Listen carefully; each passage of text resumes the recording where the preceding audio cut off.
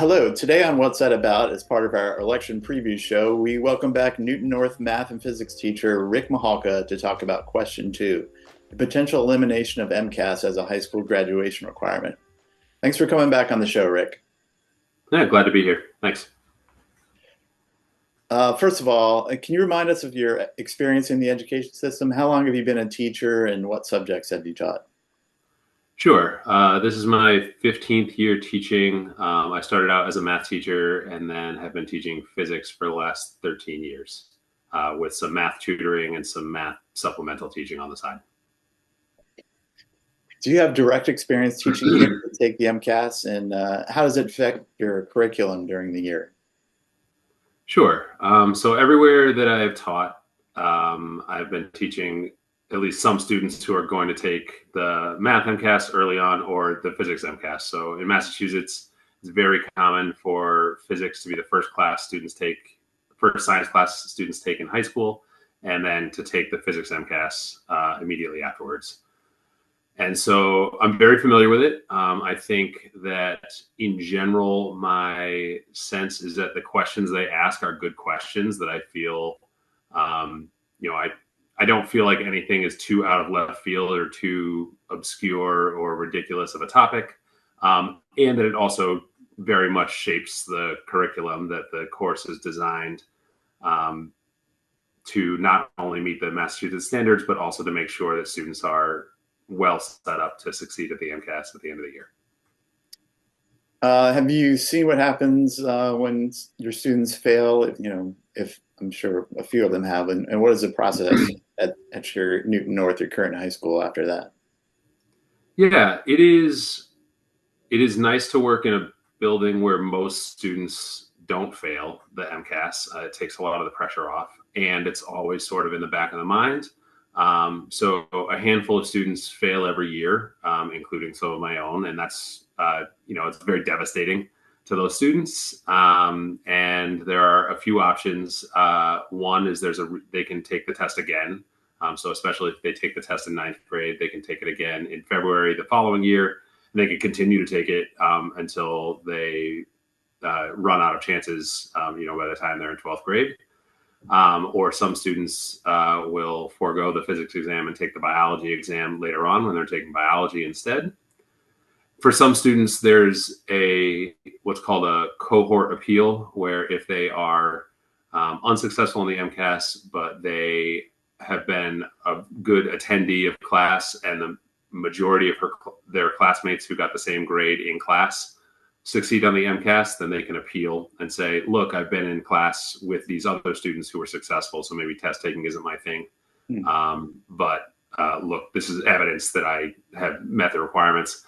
And then there also are portfolio options for students who are not successful in the MCAS and are not eligible for a cohort appeal. Newton North has done a reasonably good job of, you compile a set of work that says, look, this is work that the student has done that has met the state standards. And so they achieve competency through a portfolio as opposed to through a test, and are awarded their competency that way instead. There are a very, very small group of students for whom none of those options work. And so they are not awarded a diploma as a result. And do you have anything to do with that process, that what you talked about, the cohort process and putting the portfolio together, or do you kind of stay out of it? There have been times where I've been more involved. One of the benefits of working at a large and well-resourced school is that there are enough people involved that can sort of be part of someone's job, where it's maybe a department head or someone else maybe in the special ed department who works to put those things together. So depending on who the teacher is, sometimes I've been involved in compiling work for students for a portfolio. As far as a cohort appeal, that's sort of something that's outside of my current job description. Okay. All right, and so let's talk about the question. For those at home who may not be clear, on the 2024 ballot, a yes vote on question two would eliminate the MCAS test as a graduation requirement for your diploma. And I realize, Rick, you're not speaking for your school or your union, But let's call you our subject expert on this little show. So, um, what are your thoughts on this question and why? So as I've been thinking about it these past several months, I will admit to being somewhat ambivalent. I don't think that a statewide standardized test is the best way to evaluate student progress, evaluate school progress, and definitely not to decide whether or not a student gets a diploma. I also think that if we remove the high stakes nature of the test, and I think that's that's the argument, right? Is that it's not removing the test itself; it's just removing the graduation requirement for the test. If we remove the high stakes nature, I do think that the data that we get from the test will be different, and I think arguably worse. That it will tell us less about how we're serving particular schools, particular populations within a school, because it will be easier to take less seriously. And that, I think, is worth considering. That doesn't necessarily mean it outweighs the benefits of doing away with the high stakes testing nature of it. But I do think that it is possible that it will, have other effects that are detrimental. Mhm. Let me, I mean, I think this might be the best argument I've found for voting no. How do you respond to those that say, by eliminating MCAS, you lack a uniform graduation standard and say there's nothing to back it up? So if you leave it up to individual districts to decide who graduates, are you worried that some of the standards might slip and say, like, if some districts like Lawrence had looser standards than Newton? Yeah, I think that is a reasonably valid criticism that there is, or at least let me phrase it in the positive. There's something to be said for a diploma in the state of Massachusetts means at least this much. And even though it, I don't love the way that it's measured, I think that there's something to be said for that. I would love it if the state would dedicate the amount of time and resources they've dedicated to administering standardized tests, not only at the high school level, but also in middle and elementary school. If they would instead devote those resources to sending in auditors who would be in the building and actually evaluating what's going on a regular basis and saying that, oh, a diploma from this school or from this district has a lot of weight and merit because look at these observations that we've had, look at the curriculum we've looked at, look at these classrooms we've been in. I think there are other ways to evaluate success at a school or district level and at a student level, but they're not as convenient as test data, and it's not as easy to compare things side by side. Mm. And again, I know that we will still have the test data if the graduation requirement is lifted, but I think that data will be different. And maybe there are ways that you can analyze that you can sort of norm for non high stakes tests and still learn things. But I'm not entirely convinced of that. Yeah, and on the reverse, I've tutored a few students in the past couple of years, and I know that in the month or two leading up to the test, we basically toss everything else aside and focus on the tests and old test questions and maybe the stuff that they were learning otherwise are kind of pushed to the side, and that doesn't seem like a great use of their time either. Um, what do you think it negatively impacts the curriculum at all by doing this, by focusing on a specific set of skills, test taking skills and problem solving in a very regimented manner?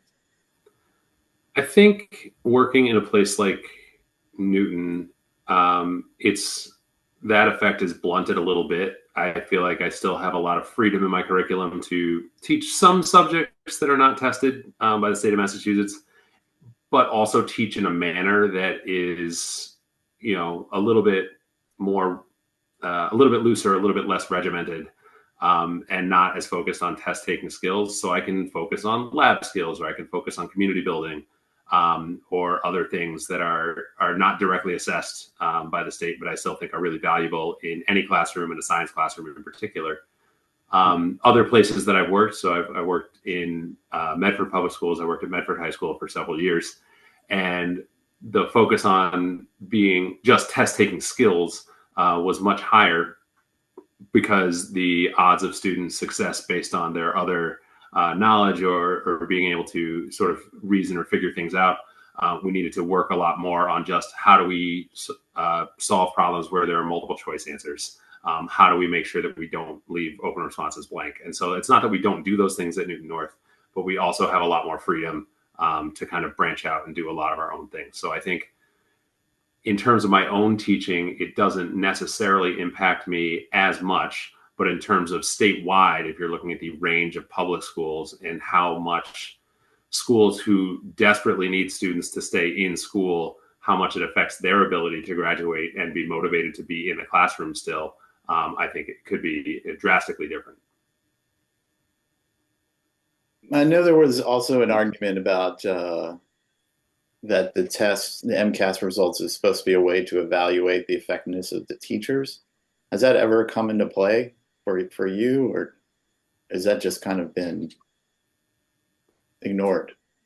I can't speak to it from a personal experience standpoint in terms of being used as part of my like formal evaluation. I have been and actually benefited from situations where we've looked at data from different classes doing different things, or I emphasized talking about electricity and magnetism more, and they emphasize forces. And look, we saw those results in the test, so maybe we want to change our instruction for the next year. I find that really beneficial, and I think potentially that doesn't go away with high stakes testing. I have never been in a situation where my test scores have been presented to me and suggested that it is a reflection on my teaching practices, or told to improve or focus my energies differently because of these specific test scores. I've more used it as this is information that I have that I otherwise wouldn't have, and I can use that to change my practice. That said, I understand the fear of that, and I think I'm sure there have been cases, but I am not personally aware of any of them of teachers having their scores presented to them and as a reflection on their practice. Yeah. Huh. So it sounds like you haven't really come to a clear decision yet on how you're going to vote. I haven't. Fair to say, yeah. Yeah, I'm still wrestling with it. There's a part of me that is the extremely progressive teacher side of me that says standardized testing cannot be the best way to evaluate really anything. And there's also a part that says this is data that is not bad to have. And if we change not necessarily the method in which we collect the data, but the motivations of the people who are submitting themselves for data collection, we're going to get different data. Whether or not that means that we should deprive what's a relatively small group of students of diplomas is a tough one, and I'm not sure what the answer is. There are sort of side paths to this that involve what do we really need a diploma for? Should a high school diploma should there be an MCAS version and a non-MCAS version of it? In terms of the students we're talking about, is the diploma just to get into a four-year college? Are there other ways that we could demonstrate that level of readiness? So I think that there are a lot of other avenues, but the benefit of standardized testing is that it is easy, one, to kind of collect, and two, to compare things side by side. And if you want to collect data, and if you want to be sure that, or at least have some evidence that like a diploma from this side of the state means the same, or at least close to something on the other side, there's other problems if you don't have that. There was just a story. Massachusetts doesn't have like high school graduation requirements. I was reading into this a little bit. Yeah. They do have what's called like a suggested core curriculum, Hmm. And there's evidence that roughly half the schools in the state are not supplying the core curriculum or not requiring the core curriculum to graduate.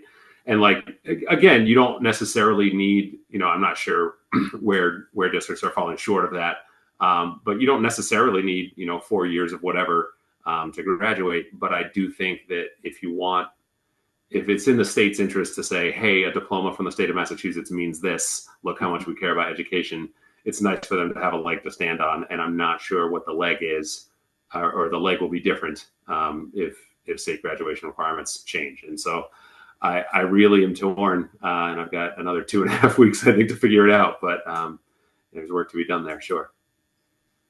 Yeah, yeah. I mean, I've been thinking about it too. I'm not sure exactly how I feel because as an engineer, mostly ex-engineer, I've found that the questions, because we get old tests and quiz the kids on it, I've found that the questions are pretty good for the most part, and that they do tend to focus some on concepts that maybe the students hadn't, but it's very limited, I guess. I mean, I don't think it's a terrible thing, but also I don't think I don't think you should be denying students if they're take a test poorly and they have to jump through all these other hoops. I'm not sure it's fair. So I don't know. Yeah, and I will say, like, so an argument is that there are other paths for students to Right. demonstrate competency, right? And those paths are a lot easier in a place like Newton than some other places, right? So we Mhm. have set ourselves up to be successful in those other areas as well, because we can afford to pay people for the time it takes to like put together a portfolio, to file an appeal. Whereas it's an inequitable distribution, as many things are in education. Another point worth considering, I think, is that the bar for success, and I can't really speak to the math test anymore, but the bar for success on the physics test is incredibly low. So students who, I tell students at the beginning of the year, I'm much harder on them than the state of Massachusetts is generally. It's much more difficult to get an A in my intro physics class than it is to pass the MCAS.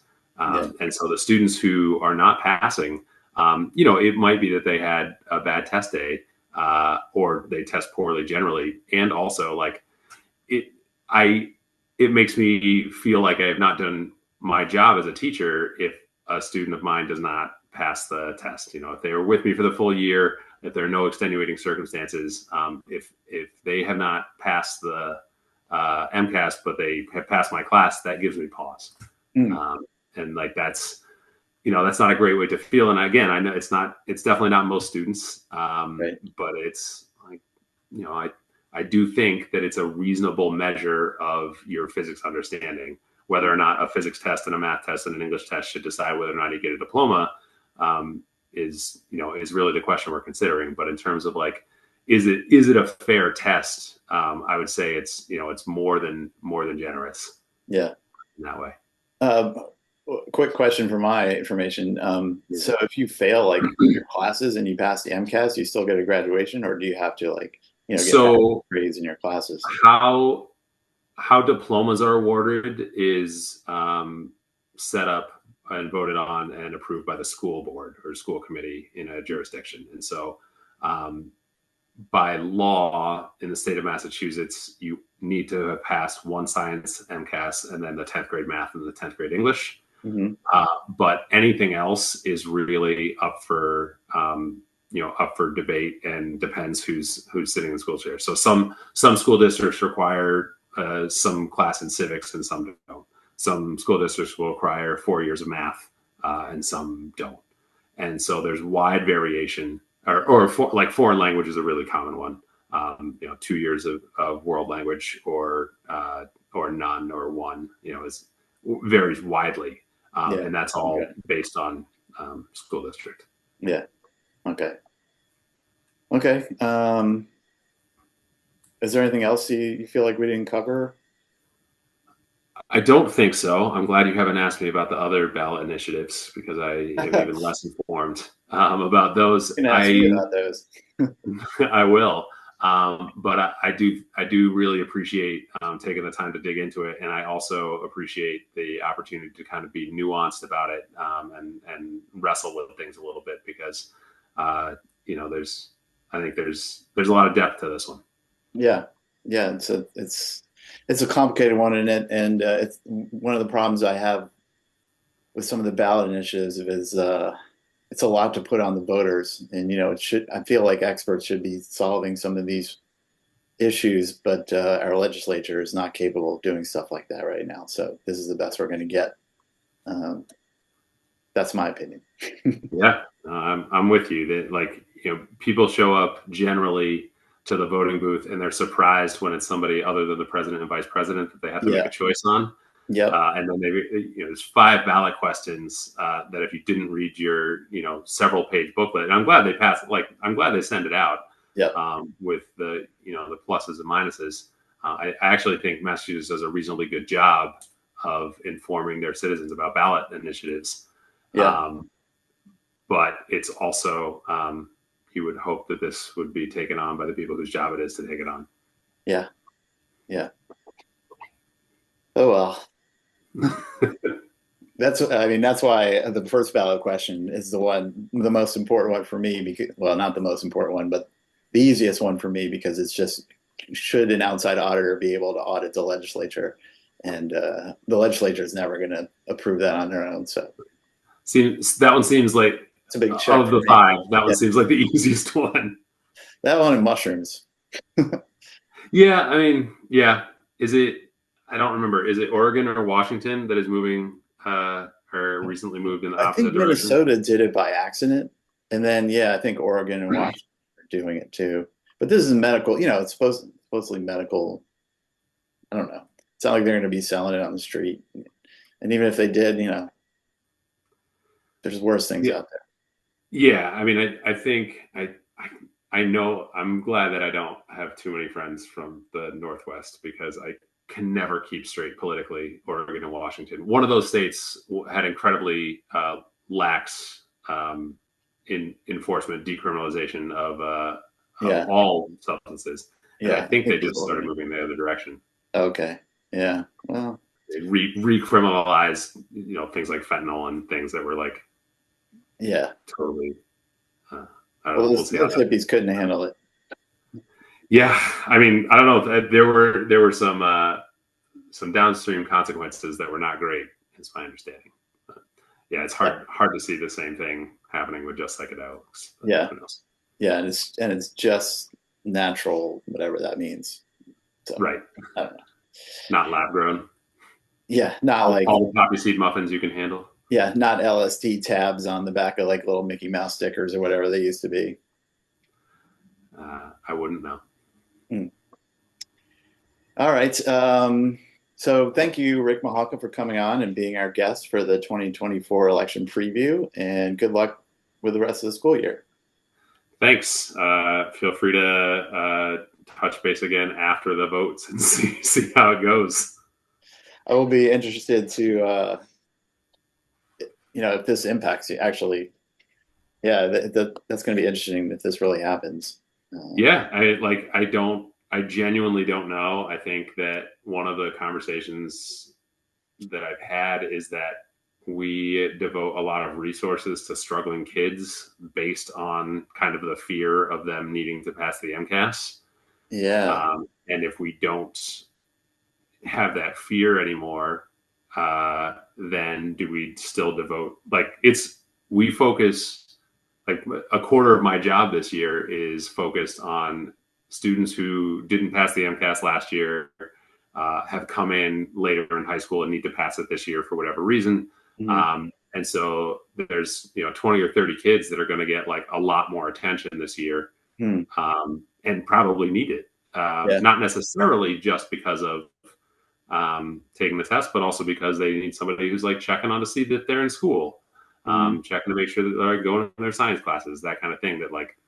That may not happen anymore. If it's are they really going to pay a quarter of somebody's salary to do that. If Mhm. the like again could be beneficial, but there are pieces of that.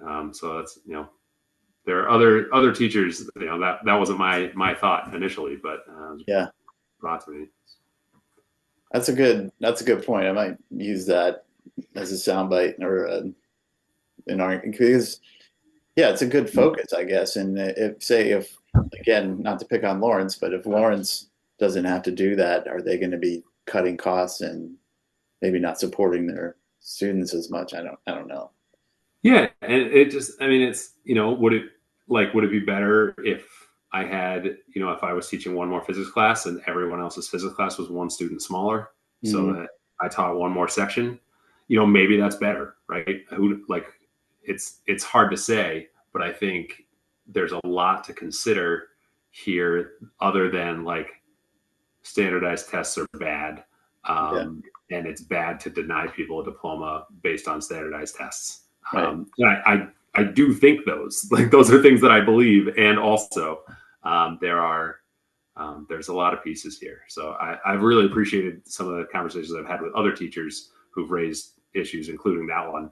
Mm. I wouldn't have thought of that, but there Are are you guys others. talking a lot about it, or is it just like Yeah, I mean, if you teach coffee? ninth grade physics, like it's a huge part of your life. Yeah. And for me, I wasn't a teacher before 2004, right? So the MCAS has always mattered to me, in terms of affecting how I teach. And I don't know what it would be like on the other side. I was only in schools prior to No Child Left Behind, and I don't really remember what schools were doing on a broader sense to evaluate their successes. What year did it? MCAS didn't start with Romney, right? It's previous to him. No, it was before. So I think so. No 94. Child Left Behind mandated that schools have some sort of way to collect data and like some sort of standardized test.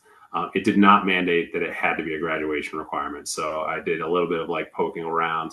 I can actually share the websites if you want. Oh yeah. Like there, I think there's only like 8 states that use some kind of standardized test as a graduation requirement. Other states do like capstones or other evaluative measures. But per No Child Left Behind, which I think is 2004, but feel free to look it up. You must have some kind of standardized test to collect data based on standards, and kind of rolling that in with like the Common Core of like which again I would say are like pretty reasonable standards to hold high school students to. Like I think the people that wrote those were high quality educators who thought a lot about like what's important for kids to learn. I don't really have any objections to any of those.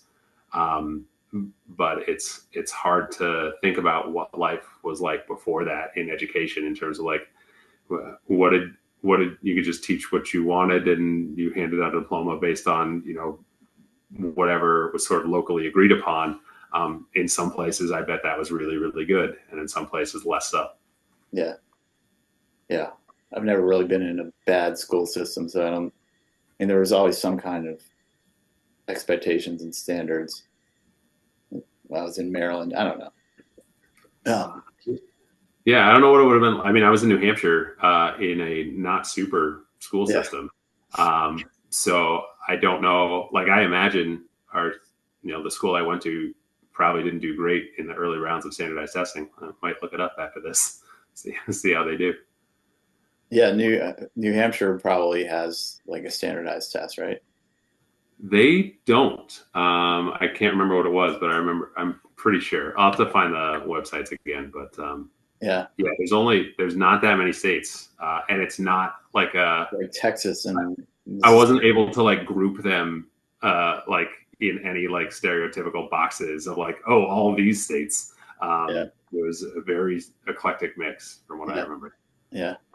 Yeah. New Hampshire is probably just like can you like hit a target from like 50 yards with a 22? I know that I'm pretty sure New Hampshire is one of the few states that does have a civics requirement to graduate. Like Yeah. you must, which like is great. Yeah. That was Live free that or was an die. important Yeah. part of my high Maryland had school one career. too. Yeah.